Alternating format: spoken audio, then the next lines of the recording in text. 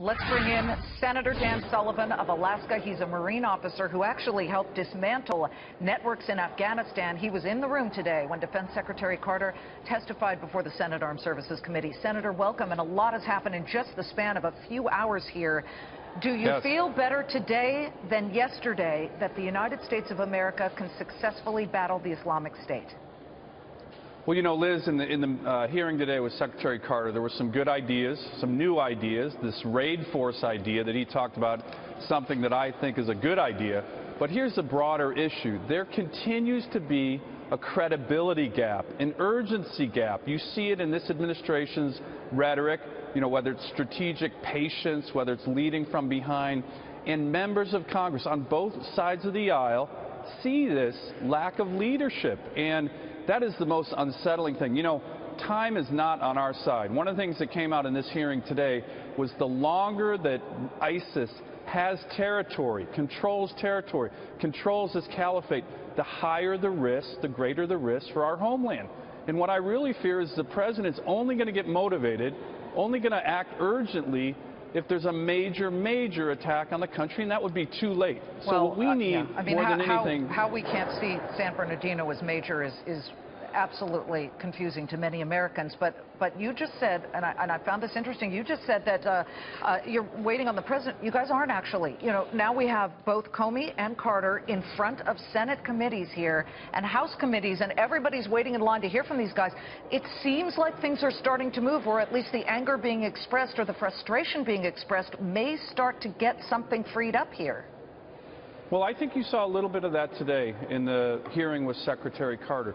But again, it goes back to how serious the president is with regard to implementing this strategy. Let me just give you one example. They started talking about how we're now finally starting to bomb the oil supplies in ISIS. Well, how come we have not been doing that for months? We should have been doing that for months.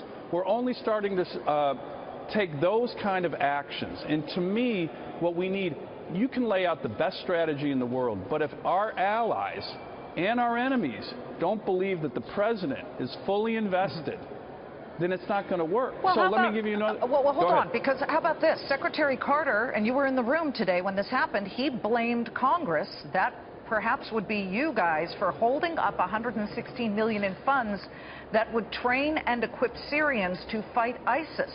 What's going on with that $116 million? Look, I think the chairman of the Senate Armed Services Committee's response to that was, A, we just got that request last week.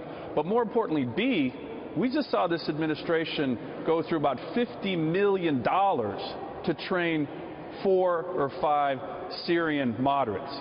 Okay, that's not a good use of American taxpayer money. So we want to know, we certainly have an oversight role here. But you see from both Democrats and Republicans encouragement from the Congress to do more. American people are clearly unsettled. What happened in San Bernardino, what happened in Paris. And again, what we need is not only a strategy, but real leadership. You know, Liz, if you saw that press conference between President Hollande and President Obama, watch that again. You had one leader saying, we're going to go around the world. We have an urgent task. I'm going to get an alliance of countries to go after and destroy ISIS. Unfortunately, it wasn't the President of the United States. He was passive in that press conference. It was the President of France. Senator, you've been there. You've served. You've been in Afghanistan fighting the Taliban several years ago. Do we need more boots on the ground? And I'm talking thousands of boots on the ground. Well, look, what we need is a force that will destroy ISIS, that will destroy the caliphate wherever it exists. Now, we can do that with JTACs. We can do that with special forces. We need more than 50, certainly. But here's the key issue. When you talk about an occupation force that would have to come in after, that should not be Americans.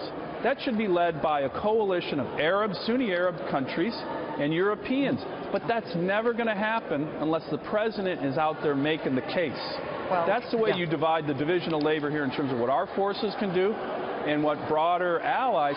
And the good news is that literally every country in the region, every country in Europe is aligned against ISIS. Yeah, we have what the ability. amazes me, though, Senator, and infuriates Americans is that's great. Europe, the U.S., our voices are screaming and yelling, let's do it. The Middle Eastern countries are not doing it. The United Arab Emirates, they've got a solid military. The Saudis, why aren't they in there? That's for another discussion, but you started the conversation. We'll end it there. Senator, thank you very much. Liz, I agree with you on that last point, and we're going to focus more on that. Senator Dan Sullivan, come back again.